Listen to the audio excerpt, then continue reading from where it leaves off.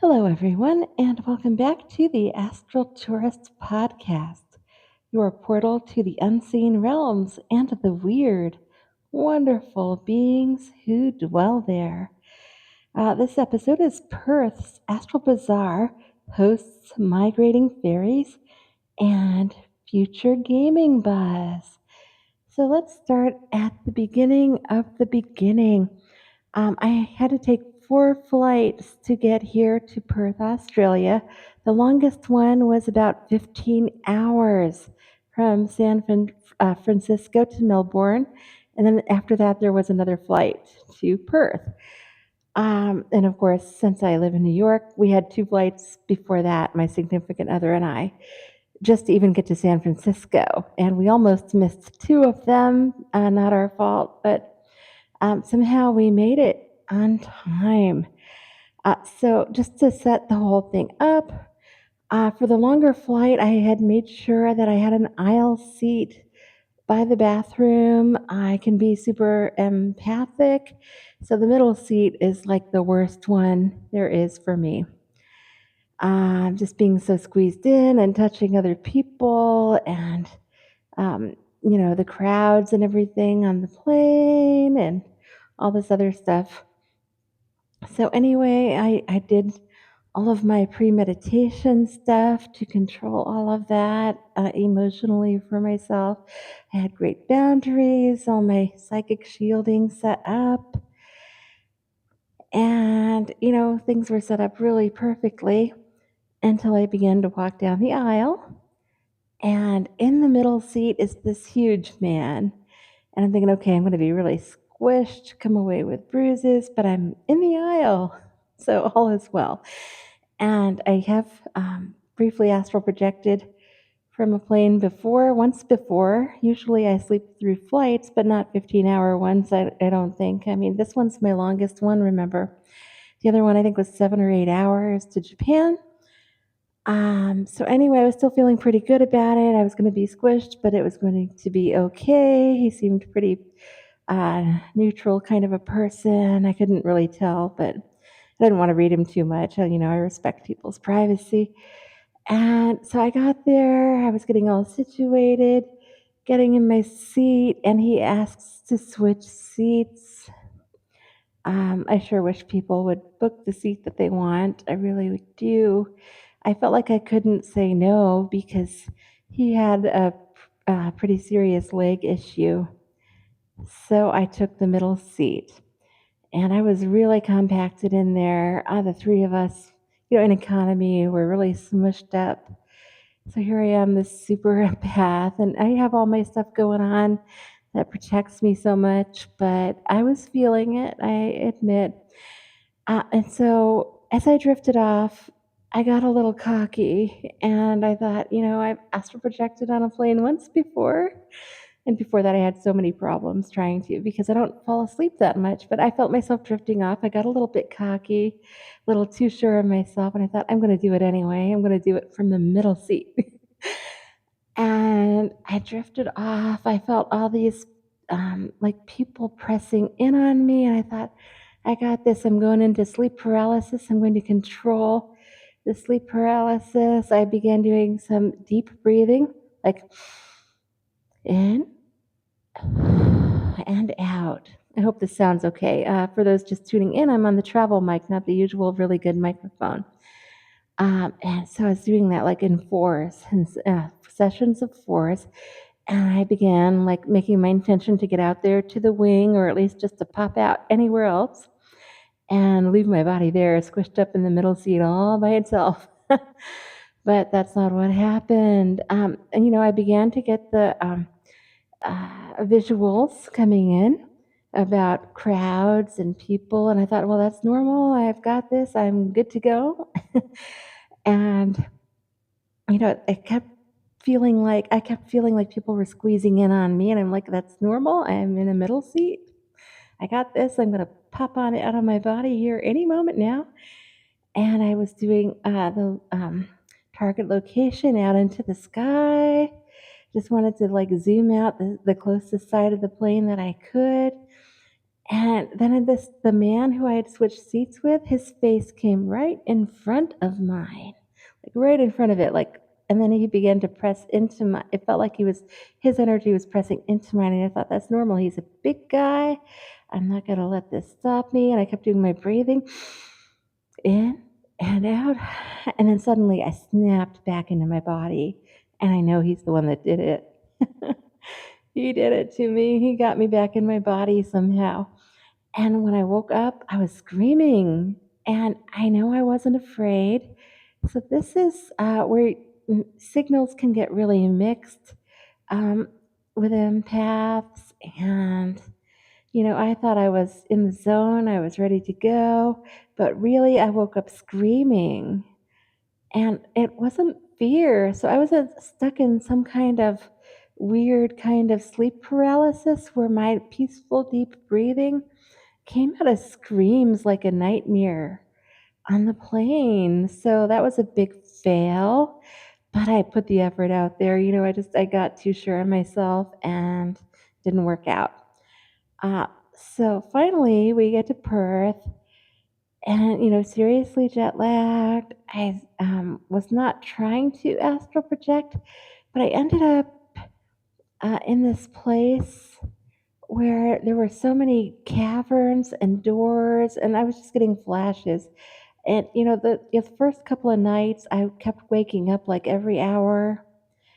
So that's all I got. And then I decided during one of them that I was going to fly upwards and ascend through it because I was tired of the endless caverns and doors. So I began using this mantra, Om Ahang Vajra Guru Pema Siddhi Hung.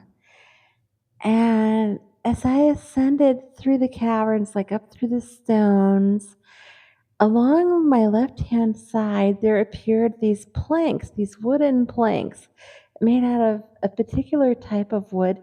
They were all straight, and I wasn't sure what to make about them. I knew that it meant something special.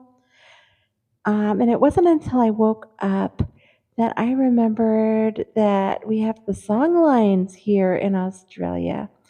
And these are from the Aboriginal people have these stories, not just stories, yeah, recountings about how the creators created Dreamtime song lines in the area. So these are created spaces. And so now that I'm thinking back on it, I'm thinking about how it's representative of how I was maybe crossing through some of that while I was ascending. So I think I had spontaneously astral projected and gotten into some of their dream time created astral spaces in there, which meant I was welcome there. And it's too bad that I wasn't more lucid and more aware. I feel really grateful that I was down in there and had been so far in there into the earth. And I had no idea that, I mean, I knew that there were things like that going on here, but again, I had not done a lot of research. And I certainly had not intended to even try to approach one of those areas at all. While jet lagged, I was just going to try to get my bearings and then decide what to do. I'm always very respectful of the places that I am. So already, I mean, and I was feeling a pull too. There was an energy like pulling me. And that's how portals can feel sometimes. Sometimes portals feel like that. And so this wasn't just ley lines because I was also getting those wooden visuals that were like pathways. I felt like those were pathways that one could go. And it's so intricate. Oh my gosh. Um, so I didn't learn any big secrets. I wasn't trying to. And that's what I saw. So another night, I saw my late husband. And I had to tell him that he was in another dimension because he seemed a bit out of it. That hasn't really happened before. And so I'm not sure if he was trying to reach me, like still back in, where I live and then found me in Australia, or Maybe he just got tired. I don't know. It's like, remember we're in another dimension. And then another time, uh, actually, I think it was the first night we actually got any sleep. My current other and I kept spontaneously astral projecting in the hotel and finding him different places. And once he told me he was lost, and I told him, "Well, we're at the hotel and finally sleeping. Your body is sleeping." And he would like zone out. His astral body would zone out. He doesn't believe in astral projection, so I know that's all not very exciting. But then here we are to the next part. Um, Let me see. There was another one where somebody was showing me all these different rooms. It was this man I didn't know? He was showing me all these different rooms in the area, but it's all just fuzzy now. So sorry, I couldn't report more on that. Um, but now to this particular episode. This is from last night, just last night. There's a lively astral marketplace right here in the Perth area, not far from the hotel where I am. It's so close, like in the almost real time zone, but not quite. Like it's just a few dimensions off. Um, and wow, picture the outdoor marketplace bustling with activity, but not just your typical humans hustling for goods. Actually, nobody here was hustling. Everybody was in a very like cool, calm kind of frame of mind. It was so nice, and I think it's because of the water. The water here is so peaceful. Um, but this marketplace was populated by all kinds of fairies. And, usually fairies are kind of secretive, not always, but here they were not. And I was not expecting there to be so many fairies here in Australia. I was expecting if I saw uh, some beings kind of like that, they would be elementals, earth based, or something from the land. I really didn't do a ton of research because I didn't want to have too many expectations. But these were actual fairy folk, like from Europe and stuff, and from other places as well, as far as I could tell. At least 20 to 30, just a bird's eye view. Not really bird's eye because it was more just looking ahead and scanning with the 360 vision. They were just openly mingling, chatting, conducting business in the broad spectrum of the astral zone in this marketplace. And normally they kind of like keep a little cover or something, but not here. And I was just kind of floored by that. Like, oh my gosh, I did not expect to land in Fairyville here in Perth. And, I know that there's a lot of spiritual activity in this region. But, when you look up Perth and spiritual activity, energy work, and stuff, you don't find a lot of European fairy talk. So, yeah, and there were different ones, like the pixie style fairies, ones with long, delicate wings catching the light. Others stood tall and pale, like the city of the Celtic legends, the Tuatha de Danann. I'm not sure how to say that. I apologize for wrecking that pronunciation. And little, smaller brownies, a couple of gnomes here and there. But there were humans too, of course. This is a very busy area here by the water. So this is Swan River, I think, Swan River or Lake. Again, super jet lagged. Forgive me for mistakes. uh, so whole like Fae menagerie, and they're not hiding. So as I wandered through the stalls, I struck up a conversation with a merchant who had a distinctly gypsy vibe. She even had like a gypsy wagon out and everything, but she was like more modernly dressed. too. So I thought, okay, this lady's got it going on. She's like in the modern world and she's got the gypsy vibe. Maybe she'll know. Plus, she had a nice glow about her, which usually means that the spirit or being is pretty lucid. And I think she has passed on, but not that long ago. I'm not sure. But I asked her about the large number of these fae beings just being out in the open like this when they are not usually, at least not in the United States.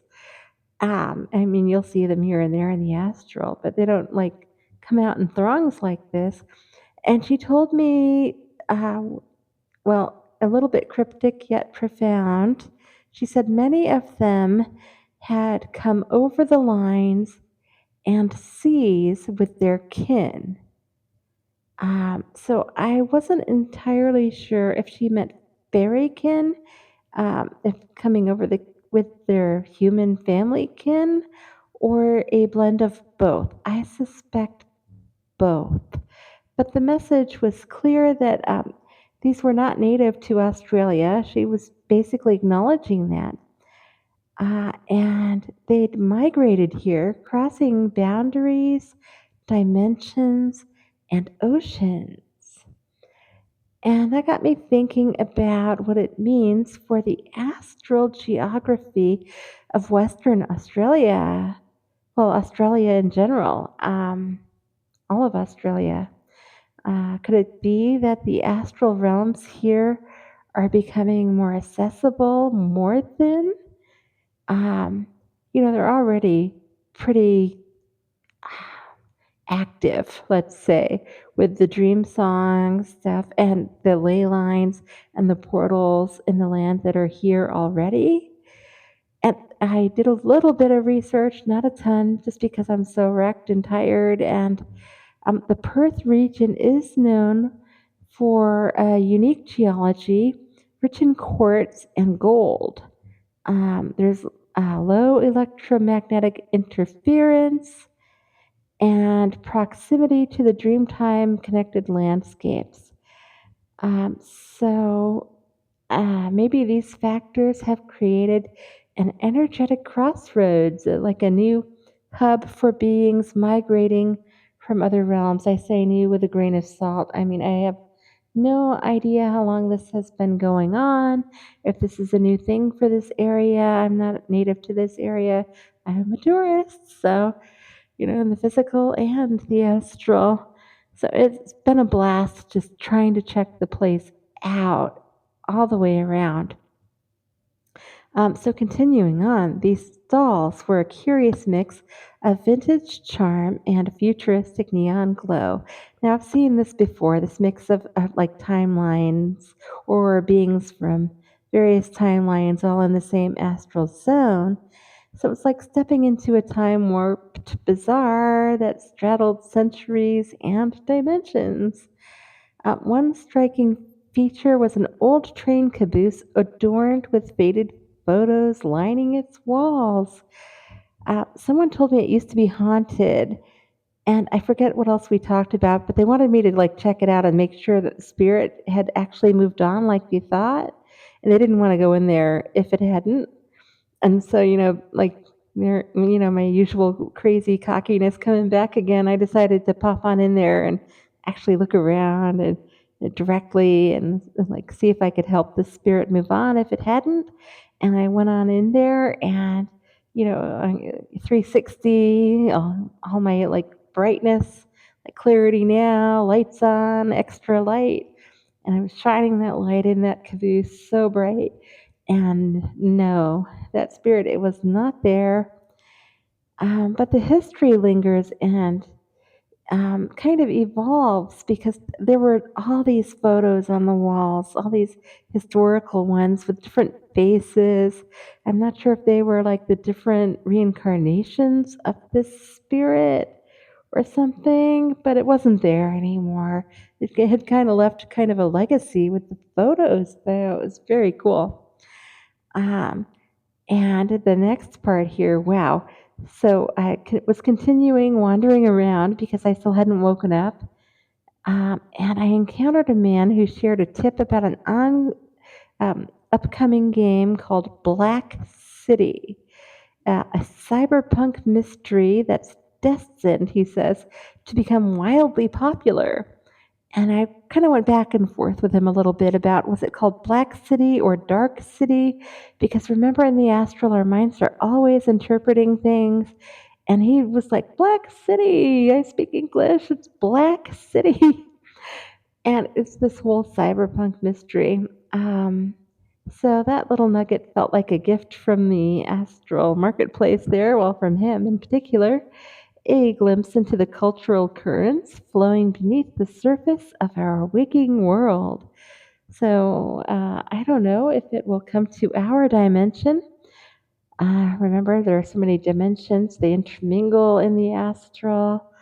But he really wanted to give me that tip. Like, if you see a game called Black City, you know, you know, we had our heads up here, everyone. We had our heads up, the first heads up that it's going to go big, big and wild. So wherever it ends up, great.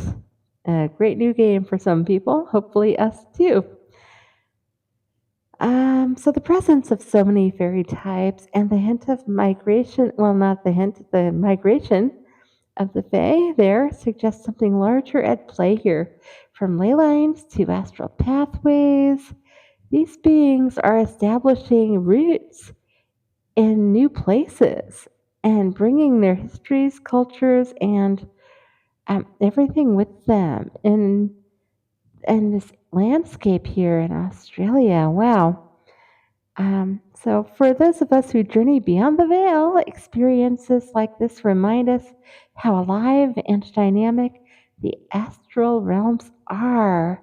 They're not just places of mystery and myth, but a bustling crossroads at times of interaction, trade, and transformation. So, just know that the astral planes are always shifting. And who knows what you might find when you next step beyond the physical. Step, float, fly. Have a great time, everyone. Until next time, happy astral travels.